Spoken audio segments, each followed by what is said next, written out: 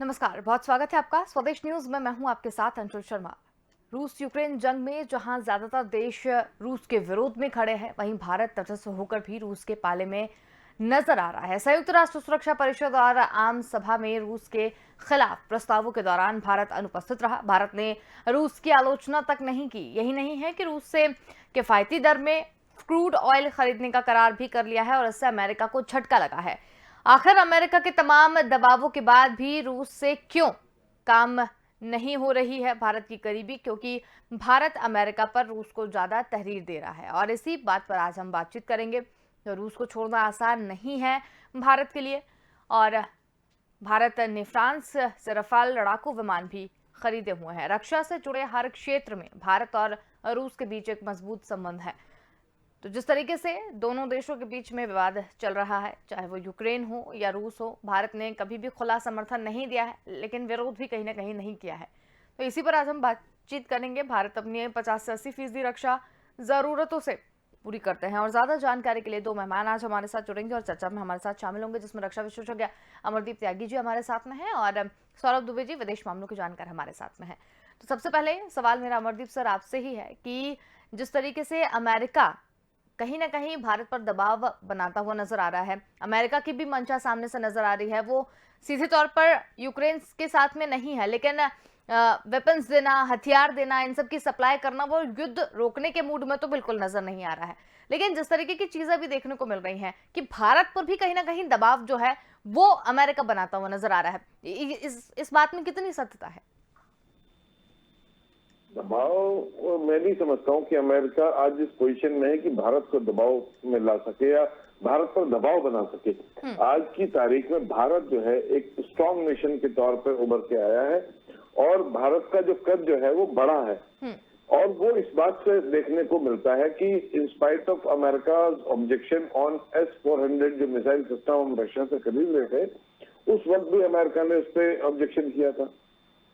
आज भारत जो है एक तरह से मतलब मूक समर्थक बना हुआ है रशिया का, और भारत क्वाड का भी मेंबर है। यदि अमेरिका भारत पर दबाव बनाता तो भारत पर भी उसी तरह की कुछ सैंक्शंस लगा सकता था, क्वाड की मेंबरशिप कैंसिल कर सकता था और उसके अलावा बहुत। लेकिन आज अमेरिका भारत पर दबाव न बनाकर भारत को लालच देने का प्रयास कर रहा है, और उसमें वो रशियन इक्विपमेंट की बुराई और उसके अलावा कि हमारा इक्विपमेंट बेहतर है और हम किसी भी विपरीत परिस्थिति में आपकी मदद कर सकते हैं, इस तरह के ऑफर तक भारत को दे रहा है। लेकिन भारत है, एक तो भारत की विदेश नीति इंडिपेंडेंट है, वो हम किसी के प्रेशर अपनी विदेश नीति पे काम नहीं करते, इसलिए हम तटस्थ होकर काम कर रहे हैं। दूसरे, we are not dependent on one country, we are purchasing equipment from America also. Rafale जैसे आपने बताया कि हमने फ्रांस से खरीदा, we are purchasing certain equipment from Israel also. Russia पे ऑफ कोर्स रशिया पे डिपेंडेंसी ज्यादा है।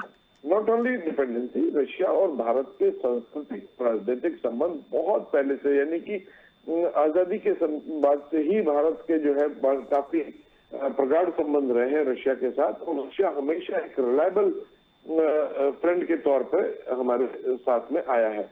उसके अलावा जिस तरह आज की तारीख में गठजोड़ बन रहा है, जिससे चीन खुले तौर पर रशिया के साथ है, भारत जो है मूक समर्थक आप कह सकते हैं कि वो like India is not participating anything against Russia, उसकी कोई क्रिटिसाइज भी नहीं कर रहा है, ना उसके खिलाफ कहीं वोट किया है। तो कहने का तात्पर्य है कि भारत एक तरह से मौन समर्थन जो है वो रशिया को दे रहा है। और जिस तरह भारत और चीन के संबंध है, और चीन जिस तरह भारत पर भारत को प्रेशराइज करता है, या भारत के साथ जिस तरह के यदि यूं कहें कि सीमा विवाद है, तो उसमें यदि कहीं कुछ बात आती है तो वो रशिया के थ्रू हम उसको सॉल्व कर सकते हैं। जैसे आप देख रहे हैं कि आज की तारीख में चीन के जो विदेश मंत्री हैं वांग ही, वो भारत में आए, भारत ने उन्हें कोई ऑफर नहीं दिया आने का, बट ही इनिशिएटिव, यानी कि चाइना की तरफ से इनिशिएटिव आया है। हालांकि वांगी ने जिस तरह का कमेंट पाकिस्तान में जाके किया है या कश्मीर के मुद्दे पर उसने बोलने का प्रयास किया है, और उसका बहुत ज्यादा विरोध जो है भारत के विदेश मंत्रालय ने बाय नेम कि भाई इस तरह मतलब ही doesn't have any right to comment on internal matters of India since it does not interfere in internal matters of any of the country. Why he मतलब that means China doesn't have a right to comment internal matters of India also। अब जो उनकी जो meeting Bharat में होती है उसमें क्या मुद्दे समझ में आते हैं वो देखने वाली बात है। लेकिन इस तरह लगता है कि भारत एक ऐसी पोजीशन में है कि चाइना को दो टूक शब्दों में बता सकता है कि भाई पहले तो अपना जो सीमा विवाद है उसको सुलझाओ और बाकी जो बिजनेस की बात है या व्यापार की बात है वो बात बाद में होगी। इस पोजीशन में भारत आज खड़ा है। तो कहने का तात्पर्य है कि रशिया भारत का पुराना मित्र है और उसके साथ मित्रता निभाना, चाहे वो मूक समर्थक होके या फिजिकली तो भारत नहीं हो रहा है, लेकिन वो भी ठीक है और तटस्थता दिखा रहा है और अमेरिका के किसी प्रेशर में भारत नहीं है और ना ही अमेरिका इस पोजीशन में है कि भारत को प्रेशराइज कर सके। और यदि वो प्रेशराइज करने का प्रयास भी करेगा तो भारत प्रेशर में आने वाला नहीं है, ऐसा दिखाई दे रहा है। अंशुल नहीं, बिल्कुल ये बात तो सही है अमरदीप सर, लेकिन जिस तरीके से रक्षा से जुड़े हर क्षेत्र में भारत और रूस के बीच में एक मजबूत संबंध देखा गया है, चाहे वो वेपन्स को लेकर खरीद फरोख्त की बात हो, राफेल लड़ाकू विमान खरीदे हैं कई सारे, उसके बाद भारतीय वायुसेना में अधिकतर विमान जो है वो रूस के ही हैं। रूस भारत को टेक्नोलॉजी ट्रांसफर भी करता है। तो क्या ये जिस तरीके से संबंध भारत और रूस के देखने को मिल रहा है, तो क्या एक वजह ये भी है कि भारत जो है वो एक तरफ से पूरा समर्थन और विरोध कुछ भी नहीं कर पा रहा है कि कहीं संबंध ना खराब हो जाए रूस से हमारे? नहीं, ऐसा नहीं है। देखो, संबंध खाली खरीद फरोख्त तक सीमित नहीं है। भारत के राजनीतिक सांस्कृतिक समर्थन भी बहुत ज्यादा रशिया ने हमेशा से किया है। यूएनओ में बहुत बार भारत को समर्थन दिया है। जो जब चाइना के साथ 1962 में लड़ाई हुई तब रशिया ने भारत का साथ दिया। इवन 71 में पाकिस्तान के खिलाफ जब लड़ाई हुई उसमें रशिया ने भारत का साथ दिया। तो खाली ये खरीद फरोख्त तक नहीं है। भारत खाली एक देश पर डिपेंडेंट नहीं है। और आज की तारीख में तो भारत ने अपने यहाँ भी प्रोडक्शन, जो मेक इन इंडिया का जो प्रोग्राम है उसके तहत अपने यहाँ भी प्रोडक्शन स्टार्ट कर दिया है। और we are not dependent only on Russia. खाली हम उससे खरीदते हैं इसलिए हम उसका समर्थन कर रहे हैं, ऐसा मुझे नहीं लगता। एक ये संबंधों की बात होती है, उसको देखते हुए मेरे ख्याल से तो भारत समर्थन कर रहा है। और दूसरा, अमेरिका इतना रिलायबल फ्रेंड है भी नहीं। जिस तरह उसने यूक्रेन को मैं तो कहूंगा धोखा दिया है, उस तरह यदि कल भारत के साथ चीन का कुछ विवाद होता है या कुछ जो टसल होती है या कोई कॉन्फ्लिक्ट होता है तो आई डाउट कि America will come to help out India. तो लेकिन उम्मीद ये है कि यदि भारत की कोई इस तरह की टसल होती है या कोई इस तरह गतिरोध कुछ आता है चाइना के साथ में, तो रशिया ऑफकोर्स भारत को हेल्प आउट कर पाएगा। तो कहने का तात्पर्य खाली हथियारों से संबंधित नहीं है ये। अच्छा, दूसरा, भारत अपने स्ट्रॉन्ग नेशन है, विदेश नीति भारत की, इसलिए वो इंडिपेंडेंट खड़ा। हमारी मर्जी है कि हम किसको सपोर्ट करें और किसको ना सपोर्ट करें। बिल्कुल बिल्कुल। हमारे साथ सौरभ दुबे जी भी जुड़े हुए हैं। सौरभ जी, आपसे भी जानना चाहेंगे कि रूस को छोड़ना आसान नहीं है, ऐसा कहा जा रहा है इतनी सब स्थितियों को देखने के बाद। आपको क्या लगता है कि वाकई में ऐसा है? देखिए, भारत में सरकारें भले ही बदली हों, लेकिन विदेश नीति भारत की कभी नहीं बदली। और भारत ऐसा देश है कि यहाँ पर विदेश में जाने के लिए जब कोई बड़ा समझौता होता है तो ऐसा भी देखा गया है कि विपक्ष के लोगों को भी साथ में लेकर समझौते किए जाते रहे हैं। तो भारतीय विदेश नीति रूस के साथ रही है। रूस से हमारे रिश्ते बेहद करीबी रहे हैं। अमेरिका, हमने देखा कि जब हमारा पाकिस्तान के साथ में कॉन्फ्लिक्ट हुआ उस वक्त भी रूस ने हमारा साथ दिया।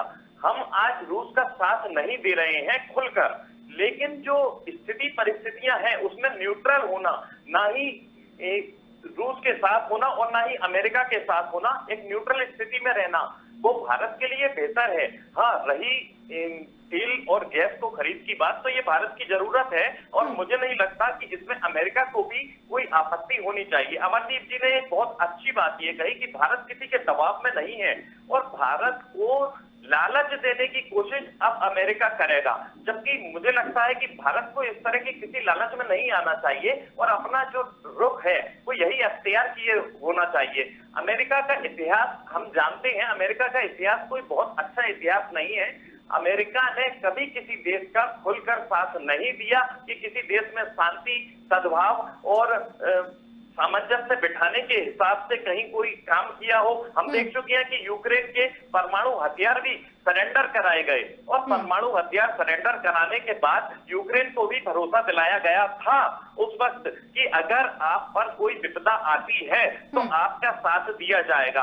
आज स्थितियां क्या है? आज यूक्रेन अकेला अलग थलग पड़ा है और मुझे लगता है कि एक युद्ध का एक पक्ष ये भी है कि क्या रूस खुद जानबूझकर इस युद्ध को लंबा खींच रहा है, क्योंकि अब एक सामान्य सी बात यह है कि रोजमर्रा के जो संसाधन हैं वो रूस से ही मुहैया होते हैं। अमेरिका ने प्रतिबंध भले ही लगा दिए हो कि डॉलर में व्यापार नहीं होगा, डॉलर में व्यापार नहीं होगा, रूसी मुद्रा नहीं चलेगी, विभिन्न प्रकार के प्रतिबंध लगाए हो, लेकिन रूस ने भी उसका करारा जवाब दिया है।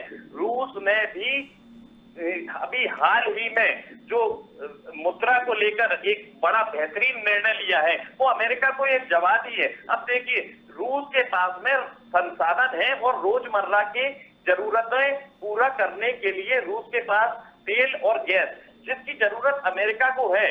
कोई डॉलर से पेट नहीं भरेगा, डॉलर से ऊर्जा नहीं मिलेगी, ऊर्जा संसाधनों से मिलेगी जो रूस के पास है। और यही कारण है कि रूस भी इस युद्ध को लंबा खींचने पर ऐसा लगता है कि आमादा है, ताकि अभी जो अमेरिका के पास में संसाधनों का एक स्टॉक है वो स्टॉक खत्म हो, और जब वो स्टॉक खत्म हो जाएगा तो उसके बाद अमेरिका हो या फिर नाटो हो, कहीं ना कहीं समझौता करने पर मजबूर होना ही पड़ेगा। अंजुल, बिल्कुल, लेकिन जिस तरीके से चीज़ें जो निकल कर सामने आ रही हैं कि रूस से हमारे संबंध लगातार अच्छे रहे हैं और उसके बाद में बहुत सारे खरीद फरोख्त की चीज़ें भी जो रही हैं वो हमारे से अच्छी रही हैं। भारत और रूस के संबंध लगातार अच्छे रहे हैं, शायद इसलिए भी भारत जो है वो एक अपनी जो विदेश नीति है वो अच्छी बना के रखे हुए हैं। तो इस दृष्टिकोण से आपका क्या कहना है? देखिए, भारत की विदेश नीति बेहद सरल है और चाइना के साथ में भी हमारा जो विवाद हुआ उसको हमने बहुत लंबा नहीं खींचा। पाकिस्तान के साथ भी जो छुटपुट विवाद होते हैं तो कोशिश हमारी यही होती है कि बातचीत के जरिए सुलझ जाए। और तत्काल में पाकिस्तान के अंदर तो स्थिति इतनी गंभीर है कि इमरान वहां कितने दिनों तक टिके रह सकते हैं उन्हें खुद नहीं मालूम। अब रही चाइना की बात, तो चाइना के साथ में भी हम 14-15 दौर की बातचीत कर चुके हैं और संभव है कि बेहतर नतीजे निकलकर सामने आएंगे। चाइनीज विदेश मंत्री भी भारत आए हुए हैं और मुझे लगता है ये एक सकारात्मक पहल है। अब भारतीय विदेश नीति को आप समझिए कि भारतीय विदेश नीति ऐसी नीति है कि आपने, नेपाल हमारा पड़ोसी देश है, फिर भी बावजूद इसके कहीं कोई नेपाल जो हमसे शिकवा शिकायत नहीं रहती है कि हमने उनकी जमीन पर या उनने हमारी जमीन पर कोई इस तरह की गुस्ताखी की हो कि जो विवाद का स्वरूप ले। हमारे संबंध लगभग हर एक पड़ोसी के सामने अच्छे हैं। दूसरी एक भारतीय विदेश नीति की खास बात, हमारे पास जो हथियार हैं, हम कभी हथियारों के होड़ में प्रदर्शन नहीं करते। दूसरे देशों के लोग ये आरोप लगाते हैं, इंटरनेशनल मीडिया में ये बात कई बार उठाई जाती है कि भारत के पास में जो हाइपरसोनिक हथियार हैं और उनकी रेंज काफी ज्यादा है, जबकि भारत इस तरह का प्रदर्शन नहीं करता। भारत ने इन चीजों से इनकार किया है, दूसरे देशों की तरह जो शक्ति प्रदर्शन करने वाले देश हैं, क्योंकि भारत को कहीं युद्ध नहीं लड़ना। भारतीय विदेश नीति दो शब्दों में, वसुधैव कुटुंबकम में स्पष्ट है कि हम किसी पर आक्रमण करना नहीं चाहते और हम केवल अपनी सुरक्षा चाहते हैं और दुनिया में सभी लोग हमारे अपने हैं, शांति और सद्भाव के साथ रहे। तो ये एक भारतीय विदेश नीति की एक सच्चाई है, जैसे यूएन में बेहतर तरीके से कई बार रखा गया है और लोग जानते हैं, दुनिया के ज्यादातर मुल्क इस बात से परिचित हैं। तो मुझे लगता है कि भारत से सभी दोस्ती गांठने की कोशिश कर रहे हैं और करेंगे, क्योंकि भले ही फिर वो अमेरिका हो और भले ही फिर वो रूस हो। अब हमारा जो स्टेट है वो न्यूट्रल है, जिसकी तारीफ अमेरिका ने भी की है, जिसकी तारीफ रूस ने भी की है, और तो और जो हमारा जिसे दुश्मन मुल्क माना जाता है पाकिस्तान की तरफ से भी भारतीय विदेश नीति की तारीफ ही सुनने को मिल रही है आजकल। तो ये एक बहुत ही अच्छा विषय है और हमारी सरकारें भले ही बदली हो और सरकार बदलने के बाद भी हमारी विदेश नीति नहीं बदली, ये बहुत अच्छा विषय है। बिल्कुल। अमरदीप सर, जब ये सारी रिसर्च हम लोग कर रहे थे उसमें एक चीज और निकल कर सामने आई थी कि भारत को मिडिल ईस्ट में कहीं ना कहीं रूस की जरूरत पड़ सकती है। जैसे अमेरिका मध्य पूर्व में पीछे हट गया था, अमेरिका अफगानिस्तान को भी छोड़कर जा चुका था, तो ये जो स्थिति बनी हुई थी, तो क्या वाकई में ऐसा है कि रूस की जरूरत पड़ सकती है? देखिए, ऐसा है, आरंभ में भी कहा था कि भारत और रूस के संबंध खाली जरूरतों के मुताबिक नहीं है, एक से आत्मिक संबंध है और उनसे जुड़ाव है।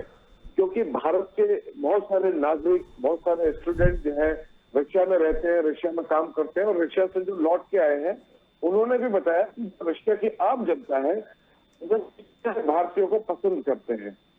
तो मिडिल ईस्ट में ऑफकोर्स हमें जहां भी जरूरत होगी वह रशिया हमारी मदद के लिए खड़ा होता है। दूसरा सबसे बड़ा रशिया के साथ भारत का खड़े होना या मौन समर्थन देना, इसके पीछे सबसे बड़ा कारण है कि अमेरिका जो ये यूक्रेन और रशिया वाला जो क्राइसिस है इसके लिए रिस्पॉन्सिबल है अमेरिका। यदि अमेरिका यहाँ पे इस तरह का क्राइसिस क्रिएट ना करता तो रशिया को कोई अटैक करने की आवश्यकता न होती।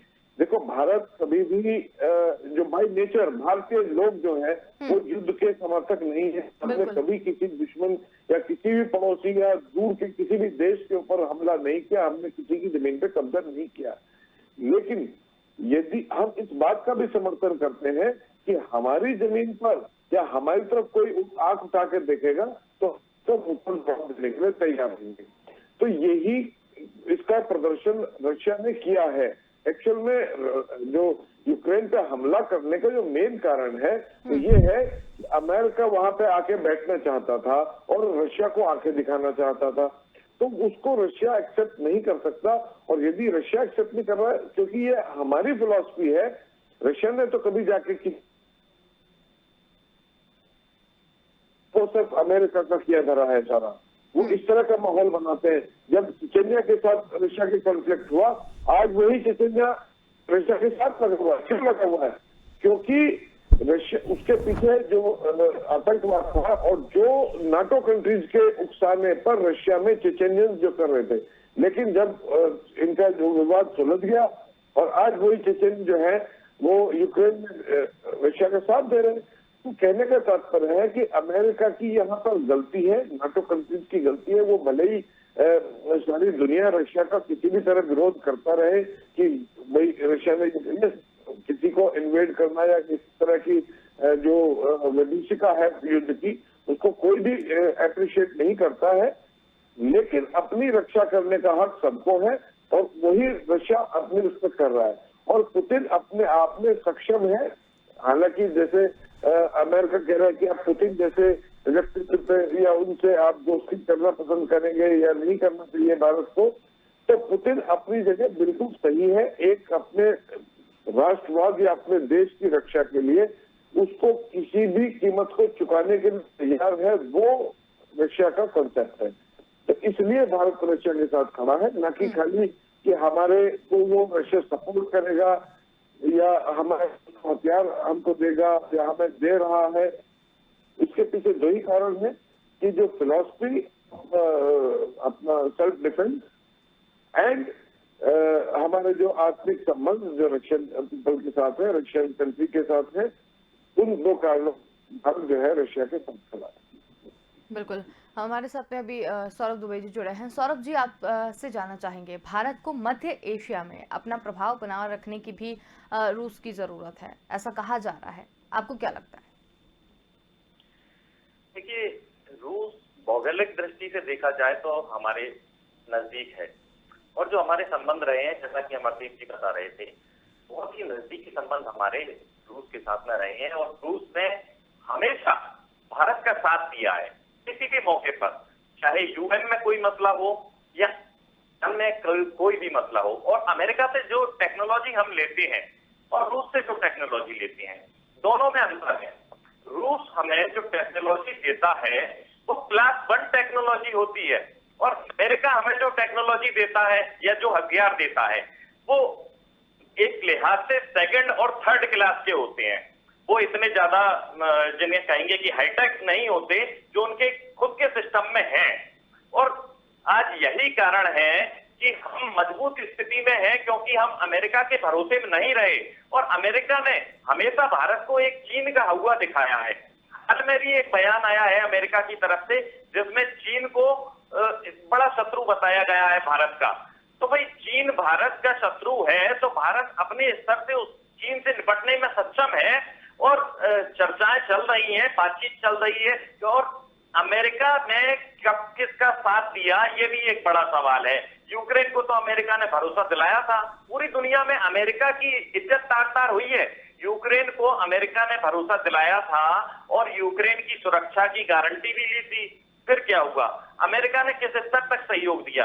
जेलेंस्की अमेरिका के भरोसे थे। अमेरिका ने सबसे पहले दुनिया में परमाणु बम किसने गिराया? ये भी बड़ा सवाल है। सबसे पहले परमाणु बम अमेरिका ने ही बनाया। इसके अलावा अमेरिका की कुछ छुपी हुई बातें नहीं है, बहुत सारी चीजें हैं। अमेरिका ने हमारे भारत में इंदिरा गांधी जी की मृत्यु के पहले एक रिपोर्ट तैयार कराई। उस रिपोर्ट में ये सब कुछ बड़े विस्तृत तरीके से अंदाजा लगाया गया था, एक आकलन लगाया गया था कि इनके बाद में भारत का प्रधानमंत्री कौन होगा। राजीव गांधी जी की मृत्यु के पहले भी इस बात का आकलन लगाया गया था कि इनके बाद में भारत का अगला प्रधानमंत्री कौन होगा। तो अमेरिका को इस बात की क्या जरूरत थी? अमेरिका के कौन से हित सदने थे? तो भारत में इतना इंटरेस्ट अमेरिका का क्यों है? तो ये सब वो सवाल है जिन पर विचार किए जाने की जरूरत है। और सबसे बड़ी बात ये कि अभी तक इतिहास में अमेरिका ने कोई ऐसा उदाहरण प्रस्तुत नहीं किया है जिसके आधार पर हम अमेरिका से हाथ मिलाकर और गले लगने पर मजबूर हो जाएं, वो भी इस दुनिया में जहां ये पूरी दुनिया स्वार्थ की दुनिया है, विदेश नीतियां स्वार्थ पर टिकी होती हैं, और भारत की जो नीति है वो इस लिहाज से बेहद ठीक है, एक औपचारिक नीति है। और इस औपचारिक नीति में रूस को हम, मुझे ऐसा लगता है कि कहीं ज्यादा करीब पाते हैं, लेकिन सिर्फ और सिर्फ तनाव से बचने के लिए हम दिखावा किसी प्रकार का नहीं करते हैं कि हम रूस के नजदीक हैं और अमेरिका से दूर हैं, या अमेरिका के नजदीक है और रूस से दूर है। तो ये बहुत अच्छी बात ये है भारत की विदेश नीति की कि हम प्रदर्शन में यकीन नहीं रखते, हम सिर्फ और सिर्फ काम में यकीन रखते हैं, और एक दूसरे के परस्पर सहयोग बढ़ाने में, सामंजस्य बढ़ाने में यकीन रखते हैं, और इंसानियत का जो रास्ता है उसे अख्तियार करते हुए जो हमसे छोटे मुल्क हैं उनकी मदद भी करते हैं। हाल में श्रीलंका की हालात जिस तरह से नजर आ रही है और उसके ऊपर हमारी विदेश नीति या हमारी सरकार का जो रुख नजर आ रहा है वो भी तारीफ काबिल है। हम श्रीलंका को भी मदद करते हैं, और भी छोटे देश हैं जो हमारे आसपास अड़ोसी पड़ोसी हैं उनका भी पूरी तरह ख्याल रखते हैं। लेकिन अमेरिका के मामले में जहां तक कि अमेरिका की बात है तो अमेरिका का ने कोई ऐसा उदाहरण प्रस्तुत नहीं किया है। मुझे लगता है अब जरूरत है, वक्त आ गया है कि अमेरिका को एक बेहतर उदाहरण या बेहतर नजीर प्रस्तुत करना चाहिए ताकि दुनिया का के लोगों का विश्वास उनके प्रति हो। जबकि रूस ने कई बार नजीर पेश की है और विश्वास की पराकाष्ठा पर खरा उतरा है। अंशुल, बिल्कुल, बहुत ही अच्छी बात आपने यहाँ पर कही है। अमरदीप सर, इस पूरे मामले को लेकर अंतिम टिप्पणी आपसे जानना चाहेंगे। देखिए, मैं एक उदाहरण के तौर पर ये बताना चाहूंगा कि यदि हम मार्केट में जाते हैं, मार्केट में एक हमारे दोस्त की दुकान है और एक अनजान बनिए की दुकान है, तो we would like to prefer to go to our friend shop. At least whatever हम परचेज कर रहे हैं हम उस विश्वास के साथ परचेज कर रहे हैं। तो अमेरिका और रशिया में यदि कंपैरिजन किया जाए तो रशिया हमारा एक वो मित्र है जिससे हम कुछ भी हम विश्वास करके ले सकते हैं, और sometimes is required we can take it on loan also we will repay later on. America वो है कि जिससे भाई एक हाथ दे एक हाथ ले, जैसी जरूरत है वैसी जरूरत के मुताबिक। सपोज हमें कुछ ऐसा सामान है जो हमारे दोस्त की दुकान पे नहीं है, हम दूसरों से उठा रहे हैं, तो हम अमेरिका से उठा रहे, अमेरिका से वो आत्मीयता नहीं है। हम वो दिन भी नहीं भूले हैं कि जब अमेरिका ने पाकिस्तान को सपोर्ट किया था और भारत का विरोध किया था। तो ऐसा बहुत बार हुआ है कि अमेरिका जो है हमारे दुश्मनों के साथ खड़ा हुआ है, और ऐसा कभी नहीं हुआ है कि रशिया जो है हमारे खिलाफ खड़ा हुआ हो या हमारे किसी दुश्मन को उसने सपोर्ट किया हो। तो ये डिफरेंस है। That is why India is standing with Russia and not preferring America और नाटो। बिकॉज नाटो का और अमेरिका का जो मुख्य उद्देश्य है वो एक तरह से एक तरह सैन्य संगठन खड़ा करके और लोगों पर अपना प्रेशर बनाना, एक हवा बनाना और एक अपने आप को एक यूनिपोलर वर्ल्ड को यूनिपोलर वर्ल्ड बनाने का प्लान अमेरिका कर रहा है, जो कि उसका ये सफल नहीं होगा। बिल्कुल, बहुत अच्छी बात आपने भी यहाँ पर कही। समय निकाल कर आप हमारे साथ जुड़े और इस पूरी चर्चा में शामिल हुए, आप दोनों का ही बहुत धन्यवाद। तो रूस को छोड़ना आसान नहीं है। रक्षा से जुड़े हर क्षेत्र में भारत और रूस के बीच में मजबूत संबंध देखने को मिले हैं। भारत ने फ्रांस के राफेल लड़ाकू विमान भी खरीदे हैं और भारतीय वायुसेना की अगर बात करें तो अधिकतर विमान रूस के ही हैं। लेकिन भारत जिस तरीके से अपनी बात रख रहा है, भारत जिस तरीके से इन युद्ध के ऊपर अपनी विदेश नीति को लेकर चल रहा है, वाकई ये काबिले तारीफ है। और आगे अब क्या कर सकता है भारत, क्योंकि हमेशा से शांति दूत कहा गया है, अब आगे अपनी इस छवि को कितना कायम रखेगा ये आने वाला वक्त बताएगा। फिलहाल इतना ही देखते रहिए स्वदेश न्यूज, क्योंकि सबसे पहले देश।